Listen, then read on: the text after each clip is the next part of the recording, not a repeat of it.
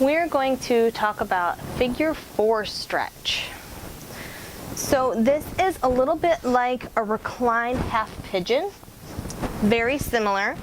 Obviously with half pigeon, we are more in it's not a prone position, but it's more so than this way. So we're gonna come onto our mat on our back. Okay, and then we're gonna bring our ankle onto our opposite knee. We're going to engage this a little bit, making sure that we're not bringing the knee towards the chest. We want the knee to go towards the opposite foot. So we're pressing, the direction is that way. We're not not the opposite foot. We're pressing the knee that way. Inferior. So we're here. We can flex these toes back. So what we're going to do is we have engaged in lateral rotation, knee flexion, right? So think hamstrings. And we're pressing that away. So we're engaging those hip abductors. We're going to lift the bottom leg, reach through, and clasp our hands and pull. So what we're doing is we're stretching out that piriformis muscle and a little bit of those glutes. And it's a nice counter pose.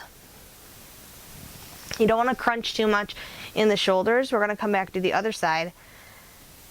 So we're opening up the hip, lateral rotation, knee flexion, right?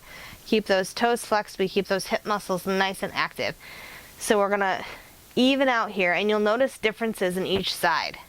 So we can pull here, and we're bringing that foot towards the head. Now we're keeping our shoulders in check here, but we're stretching out. If we have done a lot of work where we're engaging that piriformis muscle, it can be nice to stretch it. And it seems sort of counterintuitive that you're putting it in to the position and then stretching it, but it feels really good. And it kind of makes sense because you're lengthening that muscle and then we're relaxing it. So we're lengthening it and then we're stretching it. And we're keeping our pelvis on the floor. We're not bringing it up. So that stays down. We can engage the belly, engage the back. If this is too hard for you, if that's not something that your knees want to do or your hips want to do, you can always do an easier version. So an option to keep the leg bent that's not active here. When we're going to just bring this knee to the opposite shoulder. So this is an alternate that you can do.